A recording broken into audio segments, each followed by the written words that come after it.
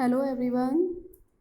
आज हम पढ़ेंगे वितान हिंदी पाठमाला कक्षा 3 पाठ 2 रविंद्र की कलम से। इस कहानी के लेखक हैं श्री रविंद्रनाथ ठाकुर जी। उन्होंने इस कहानी के द्वारा आज़ादी के बारे में बताया है। और बच्चों, यह कहानी उन्हीं के बचपन की एक घटना है। रविंद्रनाथ ठाकुर जी बांग्ला भाषा के लेखक थे। तो बच्चों, रविंद्रनाथ जी को बांग्ला भाषा का गहन अध्ययन था। मतलब वह बांग्ला भाषा को बहुत अच्छे से जानते थे। आपको पता है बच्चों, हमारा जो राष्ट्रीय गान है जन गण मन, वो भी रविंद्रनाथ जी ने ही लिखा है। वे प्रतिभा के धनी थे। उन्हें आज़ादी से बहुत प्यार था। बचपन में उन्होंने कैसे पिंजरे से पक्षियों को आज़ाद कर दिया। तो बच्चों, रविंद्र जी को आज़ादी से बहुत प्यार था और बचपन में उन्होंने पक्षियों को पिंजरे से कैसे आज़ाद किया, आइए इस कहानी को पढ़कर जानते हैं।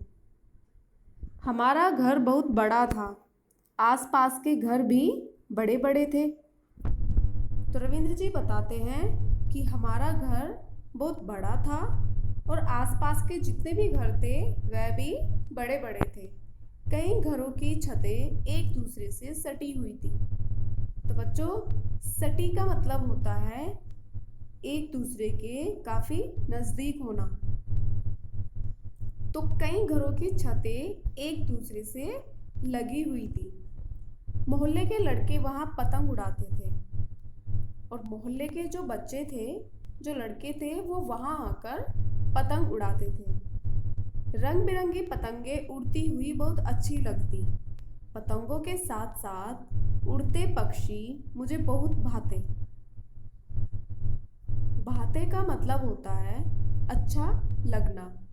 तो रविंद्र जी बताते हैं कि रंग बिरंगी पतंगे उड़ती हुई उनको बहुत अच्छी लगती थी और पतंगों के साथ साथ जब आसमान में पक्षी उड़ते हुए दिखाई देते थे तो वह भी उनको बहुत अच्छे लगते थे। कई बार तो डार की डार उड़ती दिखाई देती। डार का मतलब होता है समूह। तो कई बार तो रविंद्र जी को आसमान में समूह उड़ता हुआ दिखाई देता था। ऐसा लगता मानो पक्षी हमारी पतंगों के साथ होड़ लगा रहे हो कि कौन ऊंचा उड़ता है। तो कई बार तो रविंद्र जी को ऐसा लगता था जैसे पक्षी और पतंगों के बीच में कोई मुकाबला चल रहा हो। तो बच्चों, होड़ का मतलब होता है मुकाबला। तो पक्षी और पतंगों के बीच में मानो कोई मुकाबला चल रहा हो कि देखते हैं कौन ऊंचा उड़ता है। उन दिनों लोगों को घरों में पक्षी पालने का बहुत शौक था। तो रविंद्र जी बताते हैं कि उस समय लोगों को अपने घरों में पक्षियों को कैद करके, पक्षियों को पिंजरे में रखकर पालने का शौक लगा था। हर घर के बरामदे में कई कई पिंजरे लटके रहते। तो हर घर में कई कई पिंजरे, किसी के घर में एक पिंजरा, किसी के में 2, तो किसी के घर 3-4 पिंजरे लटके रहते थे। रंग बिरंगी चिड़िया बंद पिंजरों में चीखती चिल्लाती, पंख फड़फड़ाती रहती। तो जो चिड़िया थी वो बंद पिंजरों में क्या करती थी? चीखती चिल्लाती थी, पंख फड़फड़ाती थी। वे पंख क्यों फड़फड़ाती थी? क्योंकि चिड़ियों को पिंजरे से आज़ादी चाहिए थी। उन्हें खुले आसमान में उड़ना था। उनकी आवाज़ों से मेरा मन दुखी हो जाता। तो बच्चों, किसका मन दुखी होता? रविंद्र जी का। जब रविंद्र जी बंद पिंजरे में उन चिड़ियों को चीखते चिल्लाते देखते थे तो उनका मन उदास हो जाता था। मुझे विस्तृत नीले आकाश में उड़ते हुए पक्षी ही अच्छे लगते थे। रविंद्र जी बताते हैं कि उनको विस्तृत नीले आकाश, तो बच्चों विस्तृत का मतलब होता है फैला हुआ, यानी फैले हुए नीले आसमान में उड़ते हुए पक्षी ही अच्छे लगते थे। मेरी मंजली भाभी को भी अपनी सहेलियों की देखा देखी चिड़िया पालने का शौक हुआ। मेरी मंजली भाभी, तो बच्चों रविंद्र जी बताते हैं कि उनकी भाभी को भी अपनी सहेलियों की देखा देखी चिड़िया पालने का शौक लग गया। बच्चों मंजली यहाँ पर उनकी भाभी का नाम नहीं है। मंजली का मतलब होता है बड़े से छोटी। तो रविंद्र जी की छोटी भाभी भी अपनी सहेलियों को देख देख कर पक्षियों को पालना चाहती थी। वे कई दिनों से कुछ पक्षी लाने की बात कर रही थी।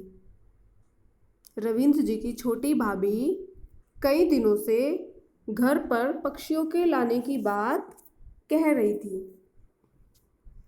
मेरे कानों में भी भनक पड़ी। किसके कानों में भनक पड़ी? रविंद्र जी के। भनक का मतलब होता है हमें किसी बात का किसी और के द्वारा पता लगना। तो रविंद्र जी को ये बात किसी और से पता लगी कि उनकी भाभी भी पक्षियों को घर लाने की बात कह रही है। मैंने भाभी से विनती की वे पक्षियों को न लाए। पिंजरे में कैद पक्षी अच्छे नहीं लगते। रविंद्र जी ने अपनी भाभी से विनती की। विनती का मतलब होता है प्रार्थना करना, रिक्वेस्ट करना। तो रविंद्र जी ने अपनी भाभी से प्रार्थना की कि वे पक्षियों को घर पर ना लाए, क्योंकि बंद पिंजरे में पक्षी अच्छे नहीं लगते हैं। मैं उन दिनों 8-9 वर्ष का बालक ही था। मेरी बात कौन सुनता? तो रविंद्र जी बताते हैं कि वे उन दिनों 8 या 9 साल के ही थे। तो उनकी बात कौन सुनता? भाभी 4 रंग बिरंगी चिड़िया और एक नया पिंजरा ले आई। पिंजरे में बैठा पक्षियों का जोड़ा चिल्ला रहा था। तो रविंद्र जी की भाभी 4 रंग बिरंगी चिड़िया और एक नया पिंजरा लेकर आ गई और पिंजरे में बैठा हुआ पक्षियों का वो जोड़ा चिल्ला रहा था। मतलब पक्षी बंद पिंजरे में परेशान हो रहे थे। भाभी हंस हंस कर पड़ोस की औरतों को रंग बिरंगी चिड़िया दिखा रही थी और वे भी हंस हंस कर उन छोटी चिड़ियों की प्रशंसा कर रही थी। वाह कितनी सुंदर चिड़िया है। सभी खुश थे, बस मैं ही उदास था। तो रविंद्र जी की भाभी बहुत खुशी से पड़ोस की जो औरतें थी उनको अपनी लाई हुई रंग बिरंगी चिड़िया दिखा रही थी और जो पड़ोस की औरतें थी वह भी हंस हंस कर उन छोटी चिड़ियों की प्रशंसा का मतलब होता है तारीफ करना। वह भी उनकी छोटी चिड़ियों की तारीफ कर रही थी। वाह कितनी सुंदर चिड़िया है। तो वे सभी खुश थे। बंद पिंजरे में उन चिड़िया को देखकर वे सभी खुश थे, बस मैं ही उदास था। मतलब रविंद्र जी ही वहाँ पर उदास थे क्योंकि उन्हें अच्छा नहीं लग रहा था कि वे रंग बिरंगी चिड़िया पिंजरे में कैद थी। मैंने भाभी से कहा, आप इन पक्षियों पर अत्याचार कर रही हैं। इन प्राणियों ने आपका क्या बिगाड़ा है जो इन्हें कैद कर पिंजरे में डाल दिया है? तो रविंद्र जी ने अपनी भाभी से कहा कि आप इन पक्षियों पर अत्याचार का मतलब होता है जुल्म करना, यानी वो उन्हें परेशान कर रही थी। तो रविंद्र जी ने बोला कि इन प्राणियों ने, इन जीवों ने आपका क्या बिगाड़ा है जो इन्हें आप पिंजरे में कैद कर कर रखना चाहती हैं। भाभी ने मुझे डांटते हुए कहा, छोटे मुंह बड़ी बात, अपनी उम्र तो देखो, आया है मुझे सिखाने वाला। जाओ छत पर, तुम्हारे मित्र पतंग उड़ा रहे हैं, तुम भी उड़ाओ। तो रविंद्र जी की भाभी ने रविंद्र जी को डांट लगा दी और कहा, छोटी मुंह बड़ी बात, मतलब कि तुम इतने छोटे हो और तुम मुझे सिखाओगे कि मुझे क्या करना चाहिए। अपनी उम्र तो देखो, आया है मुझे सिखाने वाला। तो उनकी भाभी ने उनको बोला कि जाओ, तुम्हारे दोस्त छत पर पतंग उड़ा रहे हैं, तुम भी उनके साथ जाकर पतंग उड़ाओ। मैं रुआसा हो गया। तो बच्चों, रुआसा का मतलब होता है रोने को, यानी रविंद्र जी अपनी भाभी की डांट से रोने को हो गए। सोचने लगा कि कैसे इन पक्षियों को स्वतंत्र करूं। तो रविंद्र जी सोचने लगे कि वे उन पक्षियों को कैसे आज़ाद करें। एक दिन मुझे अवसर मिल गया। अवसर का मतलब होता है मौका। तो एक दिन रविंद्र जी को मौका मिल गया। भाभी अपनी सखियों के साथ नाटक देखने गई। मैं उनके कमरे से होकर बरामदे में गया। पिंजरे का दरवाज़ा खोला। पक्षी सहम गए। मैंने उन्हें पकड़ा और बरामदे से बाहर उड़ा दिया। तो बच्चों, रविंद्र जी ने क्या किया? उन्होंने देखा कि उनकी भाभी अपनी सहेलियों के साथ नाटक देखने चली गई। तो रविंद्र जी उनके कमरे से होकर बरामदे में गए और पिंजरे का दरवाज़ा खोल दिया। पक्षी सहम गए। सहमने का मतलब होता है डर जाना। तो पक्षियों ने जब रविंद्र जी को देखा तो वे पक्षी डर गए थे। तो रविंद्र जी ने उन पक्षियों को पकड़ा और बरामदे से बाहर उड़ा दिया। भाभी घर आई तो पिंजरा खाली देख बहुत झल्लाई। झल्लाई का मतलब होता है उन्हें बहुत गुस्सा आ गया। वे गुस्से से लाल पीली हो गई। खुद तो क्रोध किया ही, परिवार के अन्य लोगों से भी मेरी शिकायत की।